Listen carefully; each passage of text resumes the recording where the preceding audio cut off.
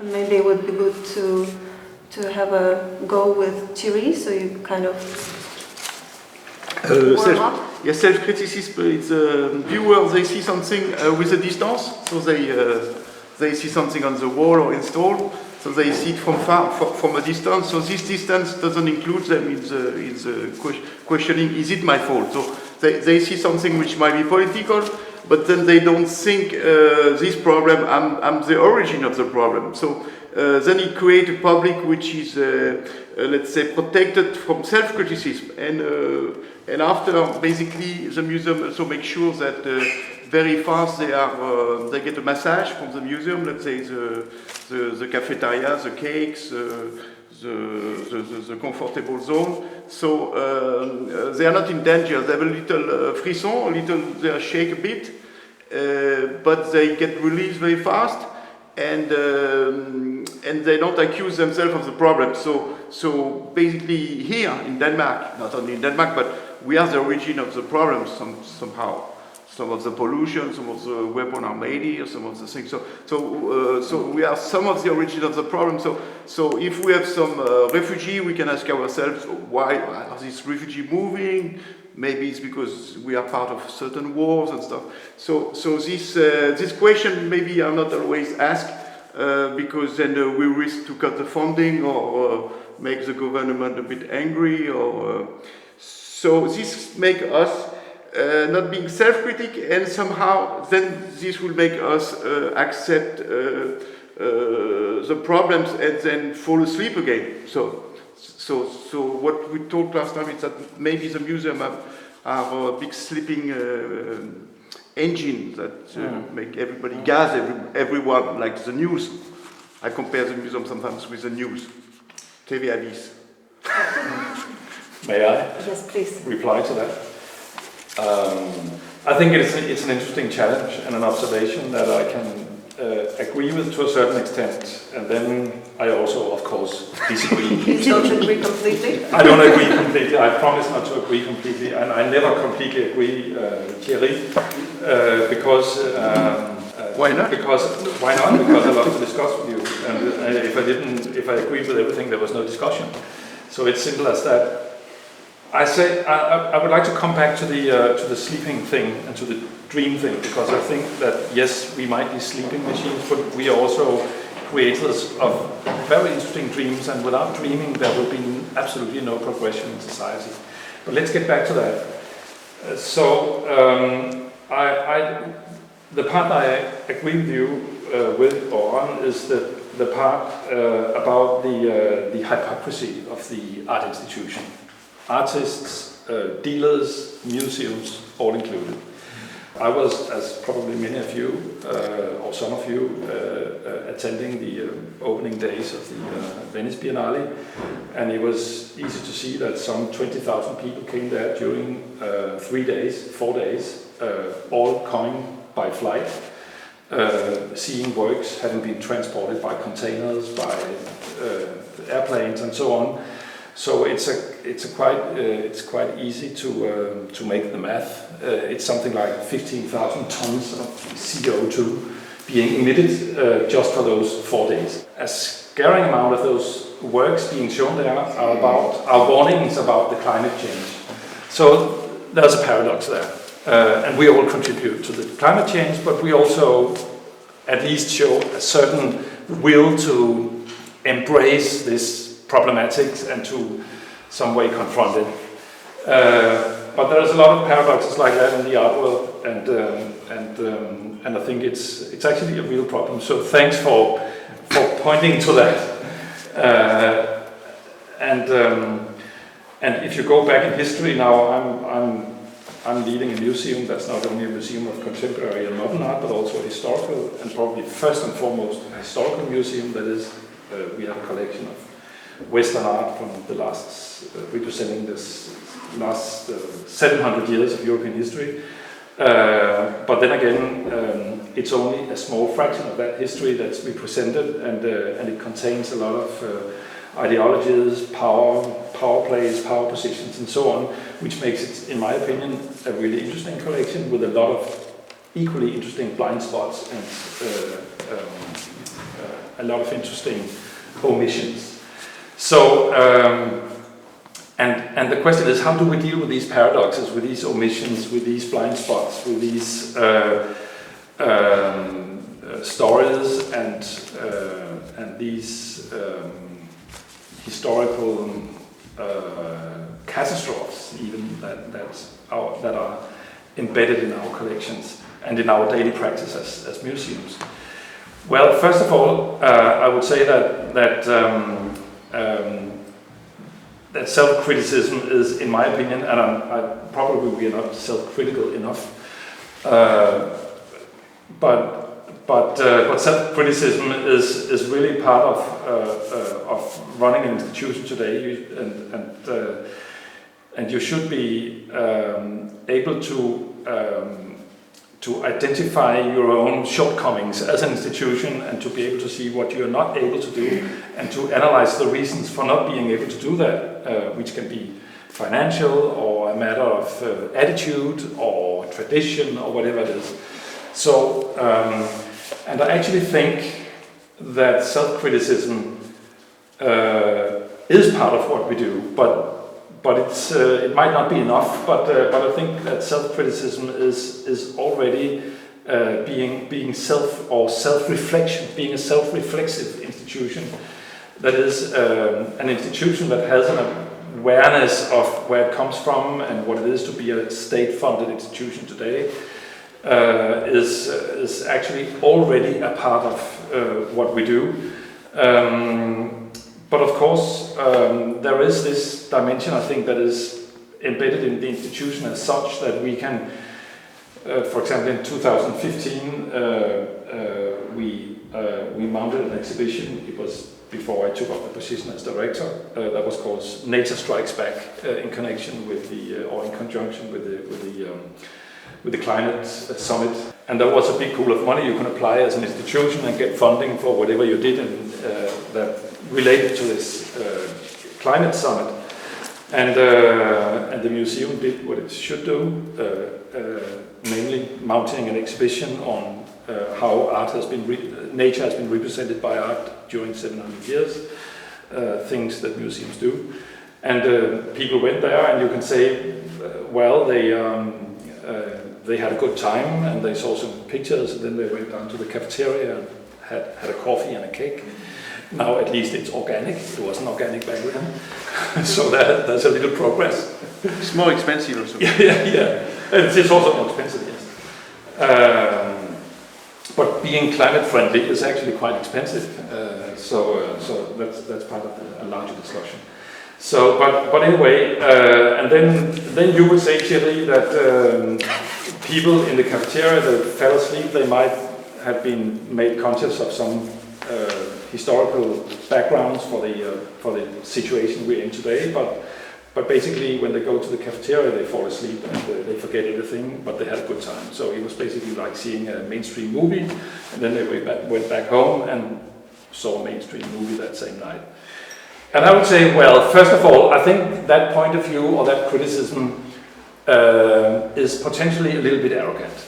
Because what you do is that you generalize about what people actually take back home. Because you could say exactly the same thing here. You see, too late, global warming, haha. I get it, but then you grab your car at the parking space and you go back home and you emit a lot of CO2 and well, did it change your life? No, it didn't.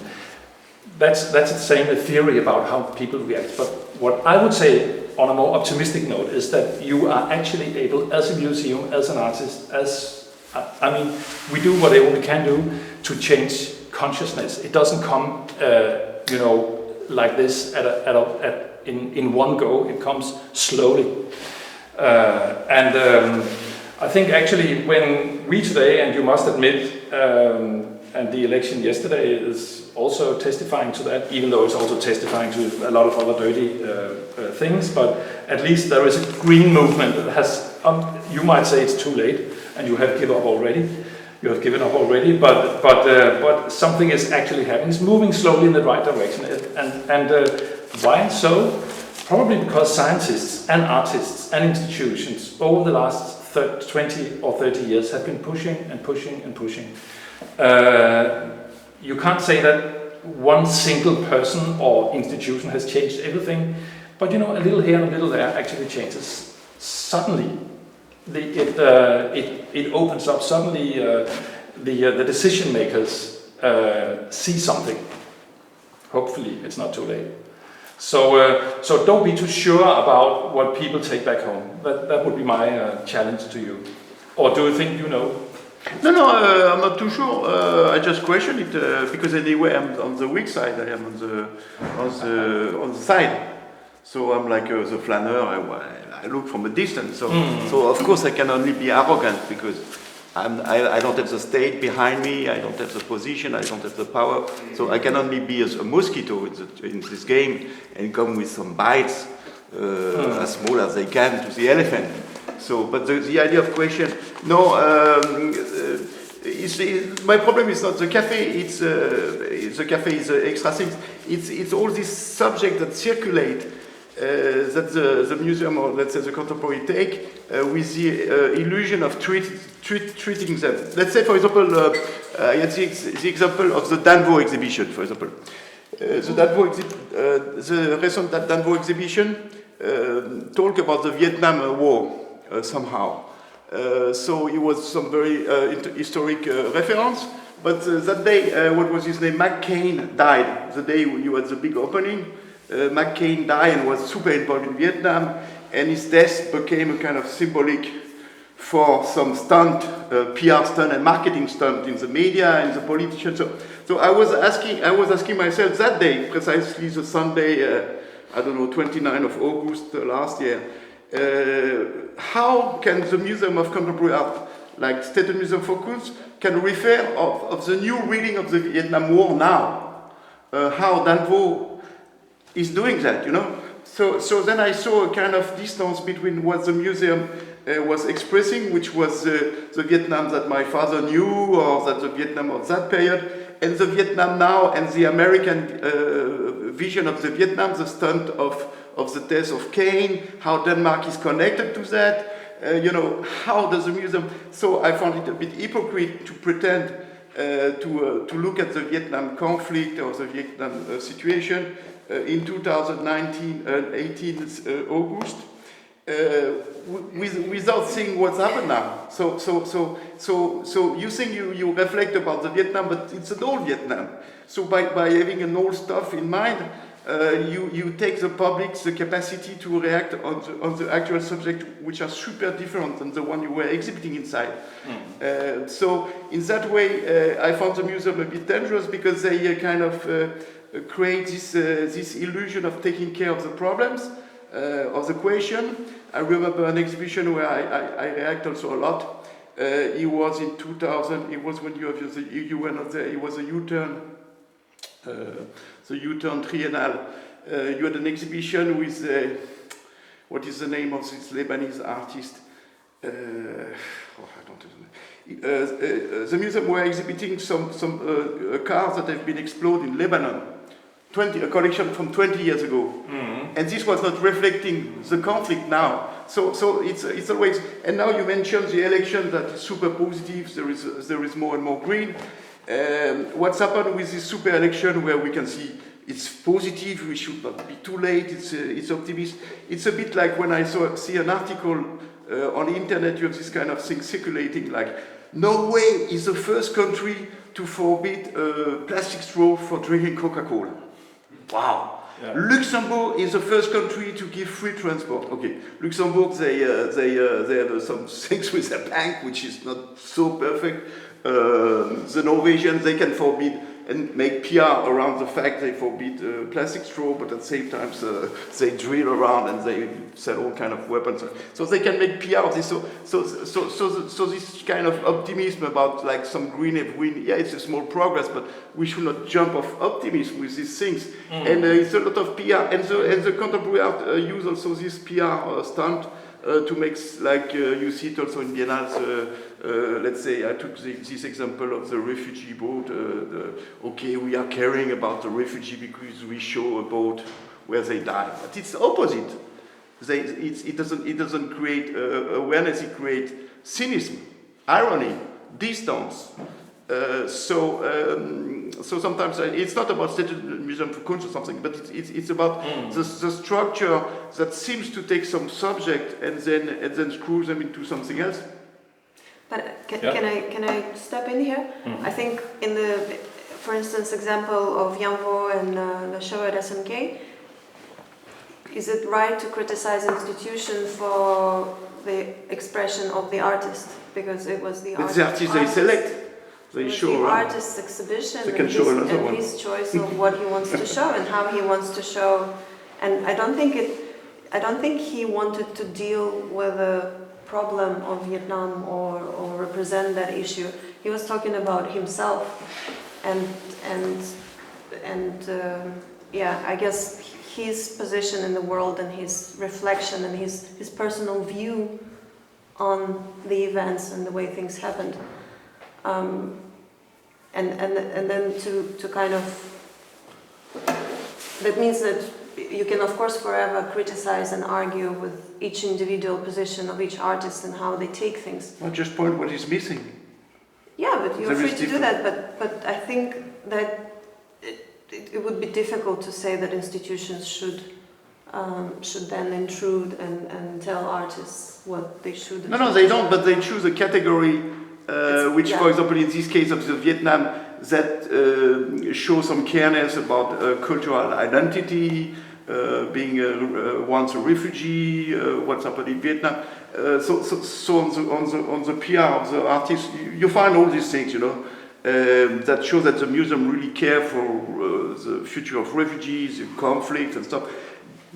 But this is one category. I never criticize one category. I just say. You need to biodiversity of category, and I just say if we want to speak about, I just said this talked about Vietnam that day because I was way sure.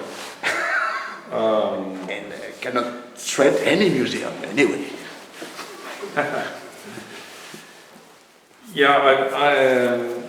Let me just say that the Jan Vo exhibition, without defending it in all its aspects, but the Jan Vo exhibition surely wasn't meant neither on the part of the museum nor on the part of Jan Vo himself, I think, as a way of solving any problem or even dealing in that pragmatic sense with the problem or the aftermath or the consequences of the Vietnam War. It was more like a way of interrogating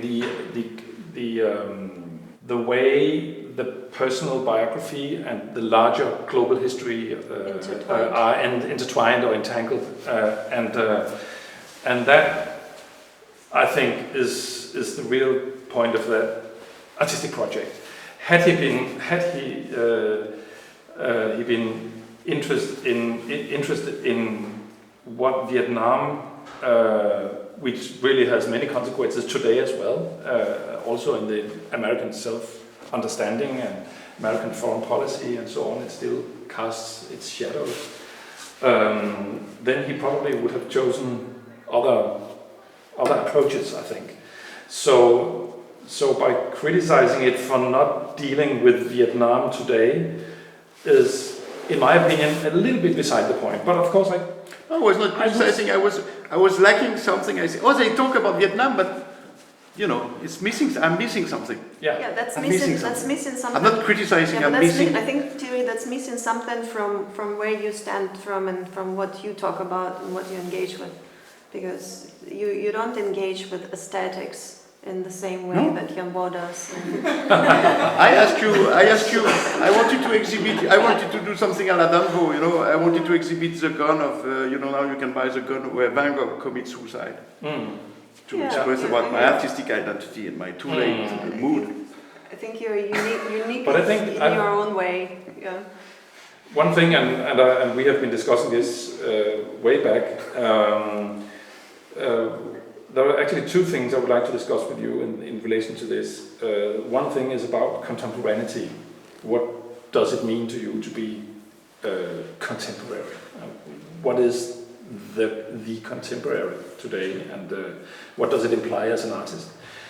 And the other thing I would like to discuss is I refrain from calling it a fact, because of course it's not a fact, but the dimension and aspect of art production and art, what would you call it, appreciation, perception, whatever, that has to do with delay. There is always, in my opinion, a kind of delay, and maybe that's also why you are so interested in the trop tard dimension. It's maybe always trop tard, but that dimension of coming too late, of course, it's too late is too bad, but too late is also, I think, or the delayed response of art vis-a-vis whatever world or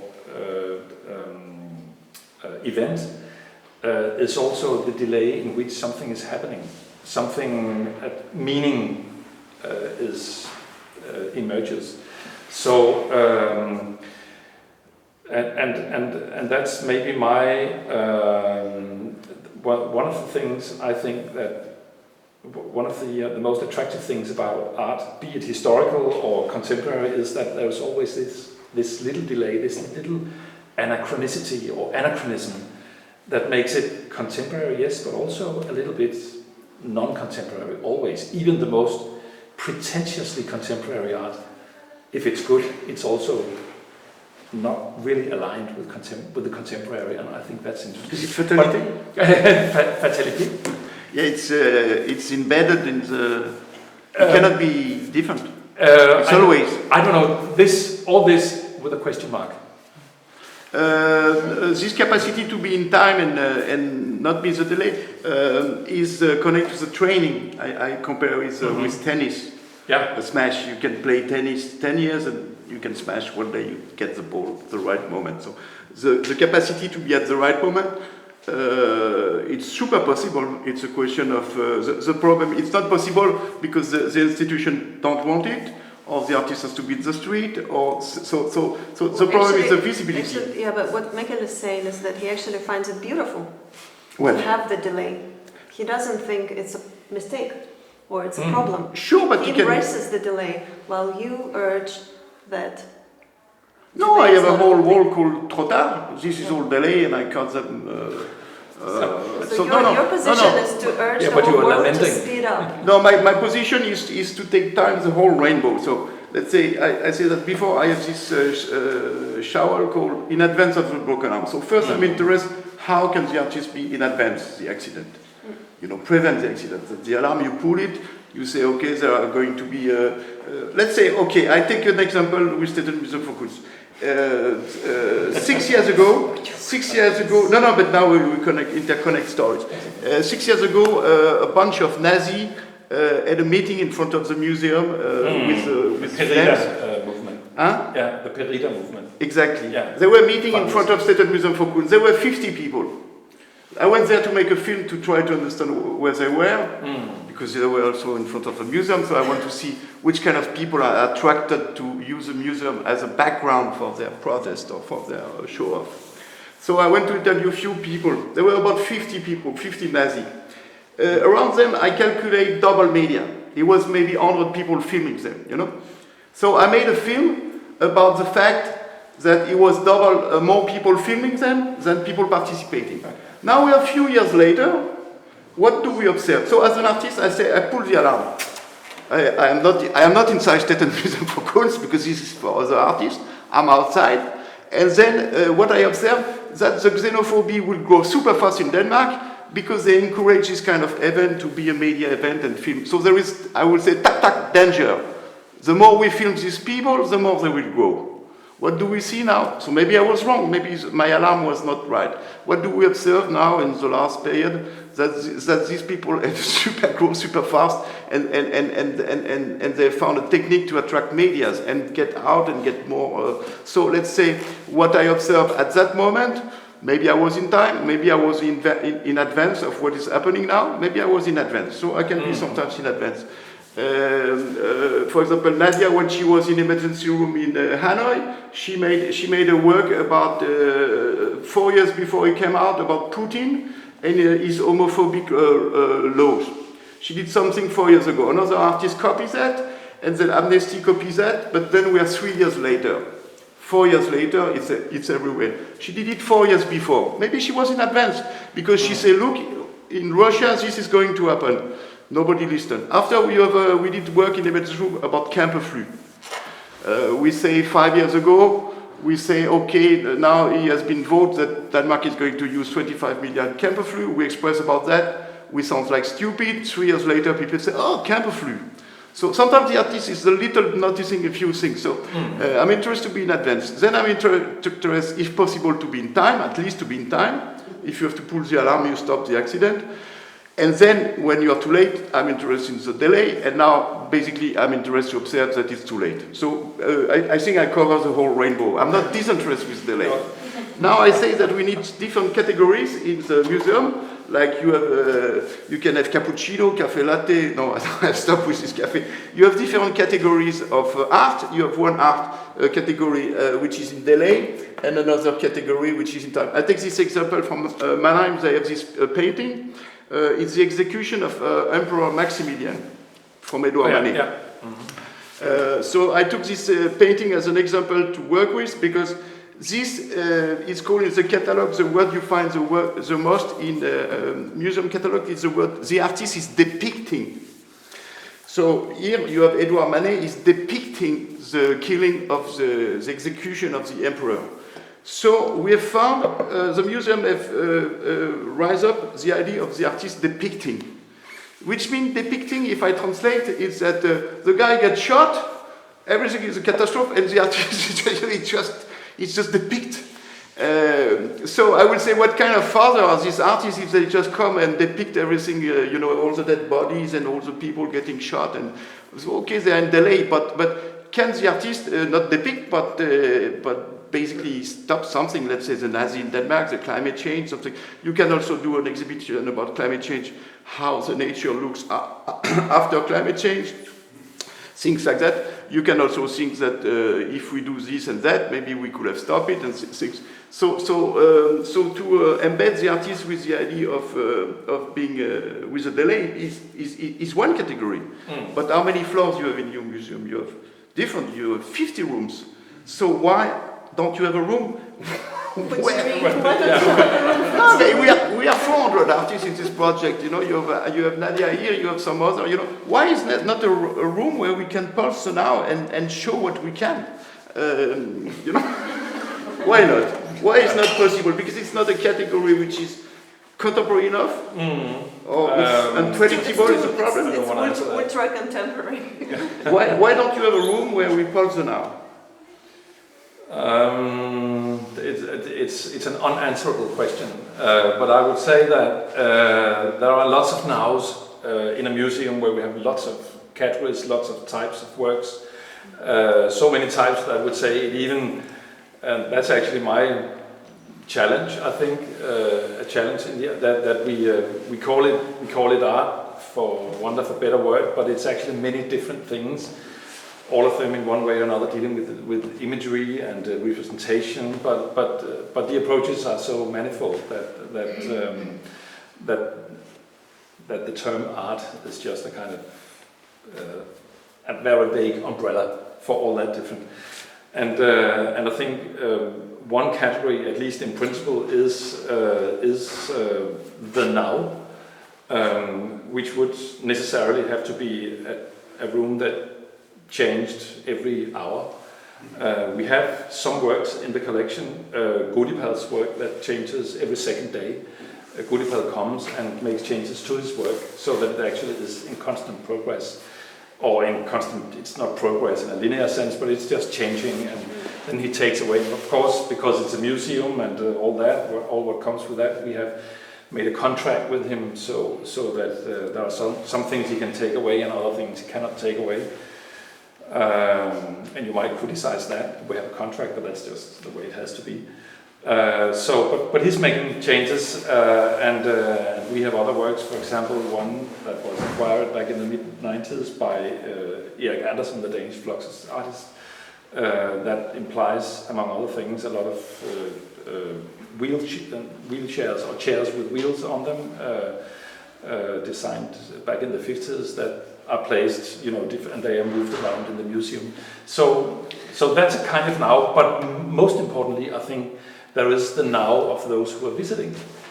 The singularity of associations, talks in front of works, all that. I'm not saying this to, in any sense, criticize the position that you take. I'm just saying that there are many nows in a museum, also like mine, which is both a contemporary art museum and a historical museum. But you don't have to agree with my position. No. You just have to represent it, because as a state-funded institution, you have to include any. You don't have to. If I'm dressed in red, if you don't like red shoes, you don't have to exclude me because I have red shoes, or because I'm French, or because I'm ultra contemporary or something. It's a museum. So it's not every day that you're actually witnessing a meeting between an artist and a museum director, negotiating a position. So he's proposing making an exhibition. No, I'm not proposing, because I will say no. You're too slow.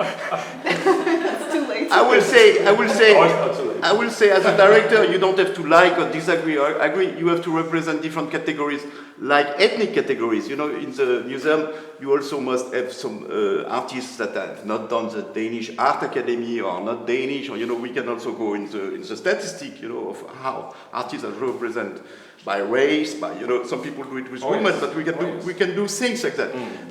And also the category. So you mentioned Goodipal. So let's say I am going to, what I call the now. It's not to change that every hours. Is to say now it's something happening. Let's say we are the day after the election.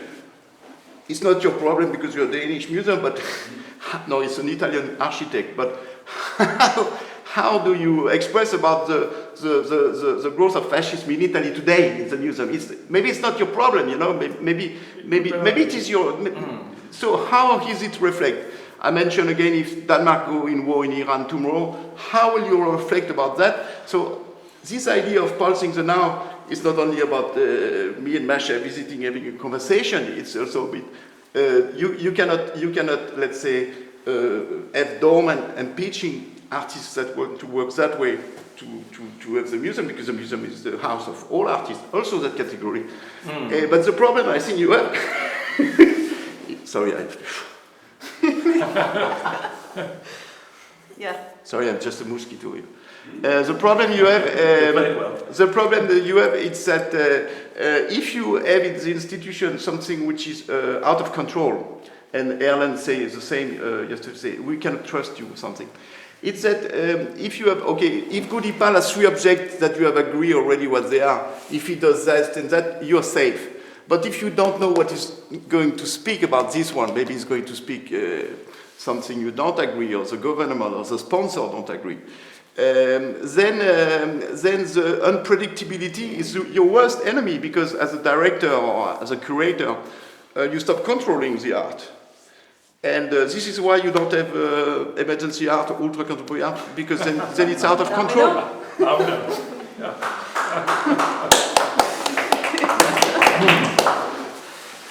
It might be so.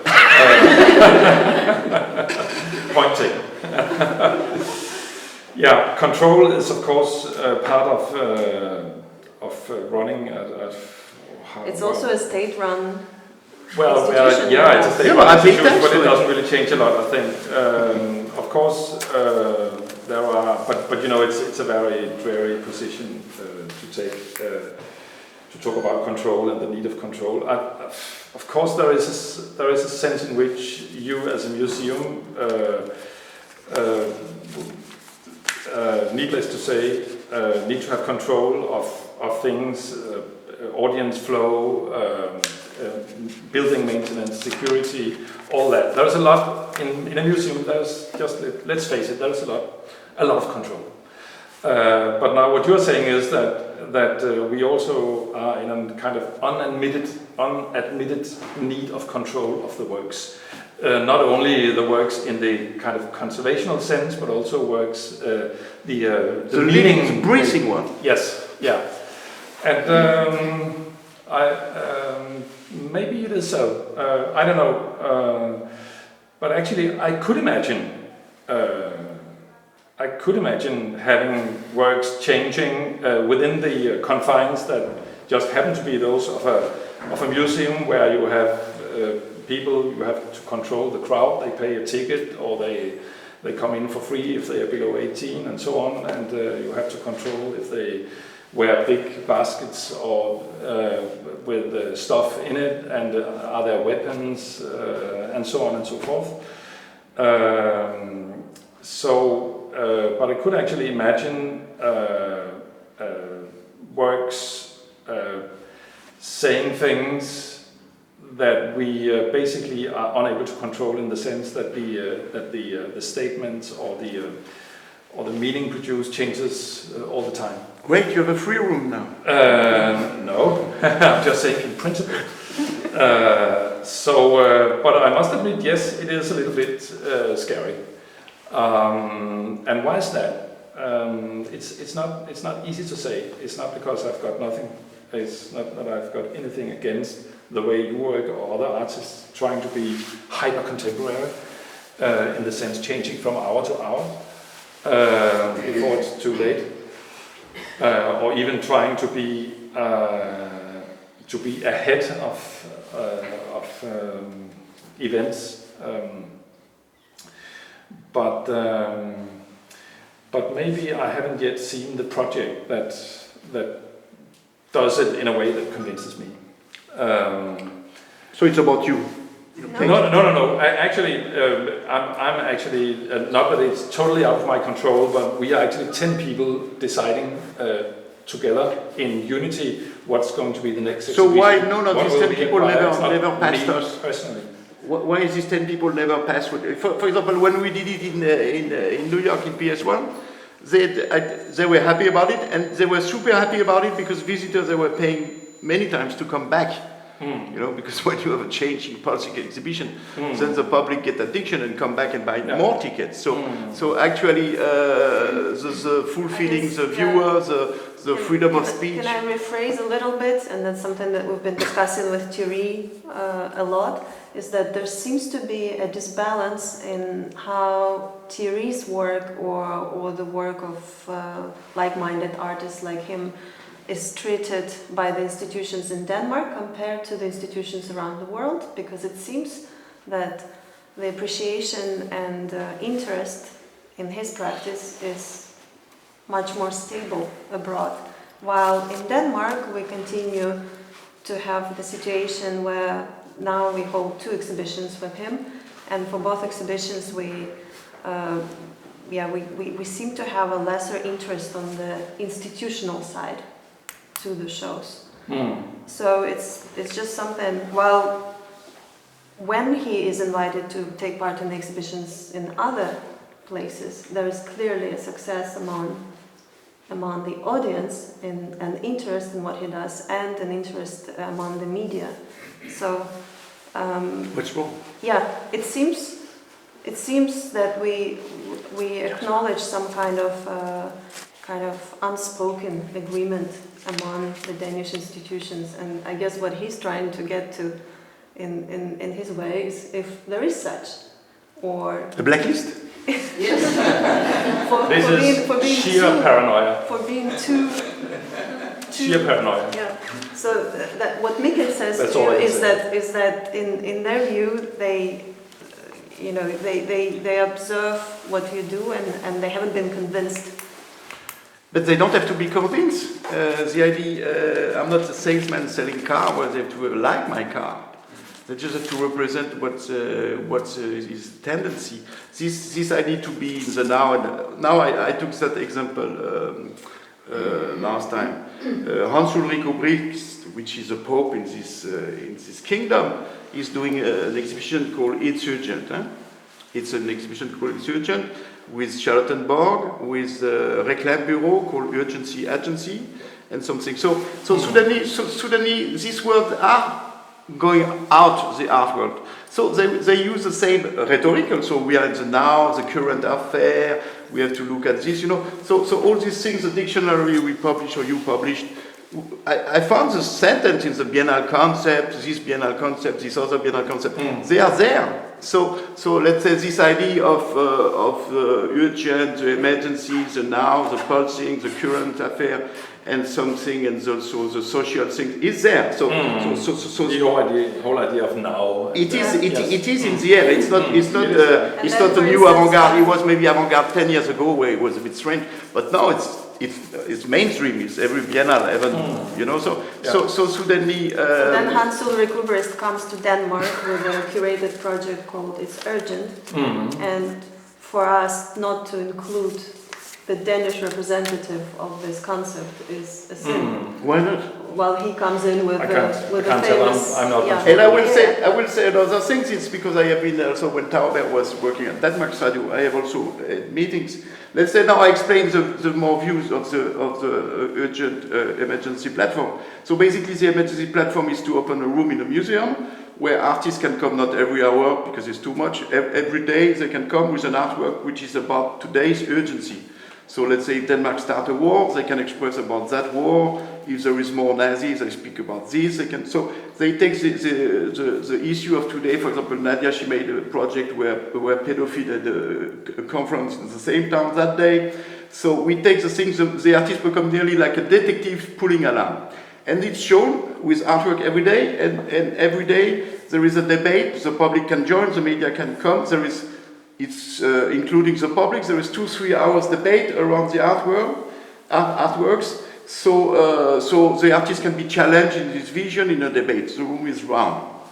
Then I wanted to connect, because it's all about visibility. If you have nobody in a room, it doesn't matter. So I tried to connect that with a television program, daily reporting. So instead of having the weather report 10 minutes in the news, you will have 2 minutes of what the artist is perceiving today. So I wanted to connect the media with the emergency room and so on. And I visited Tauber about that 3 times. We did an answering together. I talked with Aubry a few times. The urgency agency talked to me a few times. And the guys that make the festival also as well. And Sudanese, they come with a project, it's urgent and all that. But what was urgent is to sell vodka. So that's what I said before. So I get a bit, let's say, I ask myself some question about what's going on in this religion called the contemporary art and their priest. Yeah, I can't tell you. It's probably. But if you had the project Emergency Room in your museum, like we speak about it for now 13 years, if this has happened, let's say 11 years ago, because then we will have 2 years to produce it. Then we will not be in this situation, you know. So the thing is that I am not in a situation. You are in a situation. I'm not in a situation. I am in a non-situation. So let's say these things happen that suddenly all these keywords, the urgencies, pump out into reclaim for vodka and stuff. You know, pump out in different ways.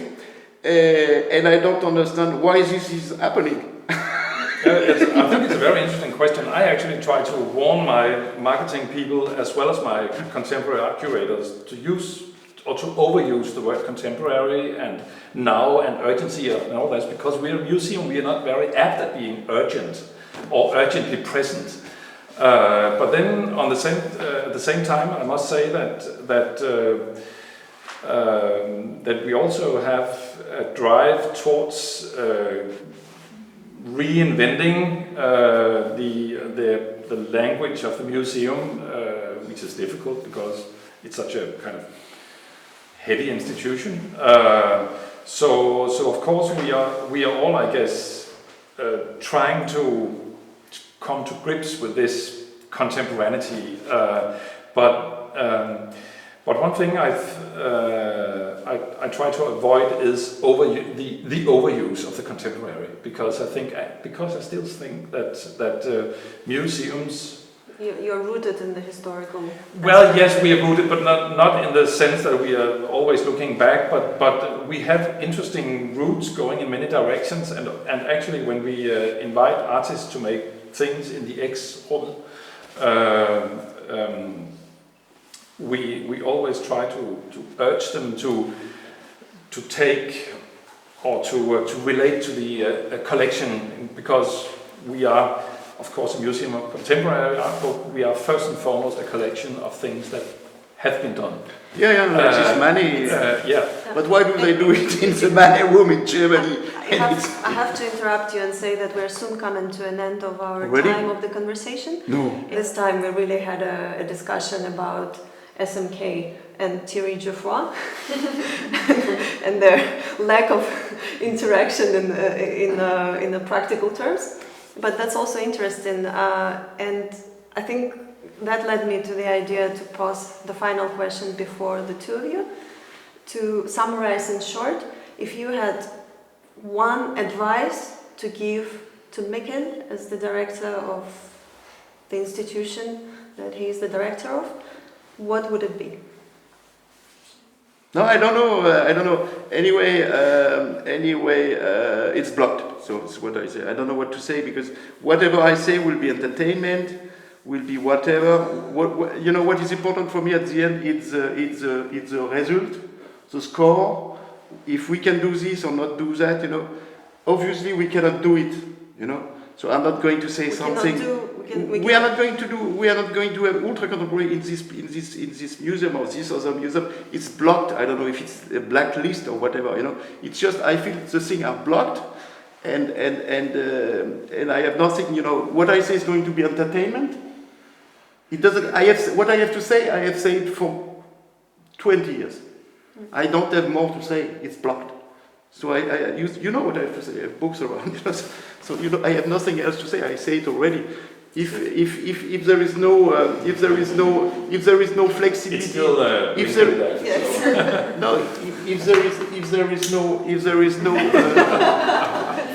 if it's blocked, it's blocked. I have nothing else to add. Yeah. Okay. So no more advices. No. Okay. And if there was one advice that you could give in short to Thierry? Don't give up. I think we're happy to finish the second part of this enduring torture of Thierry Geoffroy. No, thank you, Mikkel, to come and thank you. Continue. Our ultimate message from all of us to you, Thierry, is that we respect, admire, and look forward to more of your art. We don't think you should give up. We think that the I give up statement for you is just a way to pretend that you are, how some animals use these tricks when they pretend that they're dead, and then when you come up to them, they attack. So I continue to say that I don't think that you're actually capable of giving up, because you have so much vibrant energy and so much to give to the people. We'll keep on working hard to make sure that you can continue doing what you're doing. And we thank everyone for being part of this bloody debate.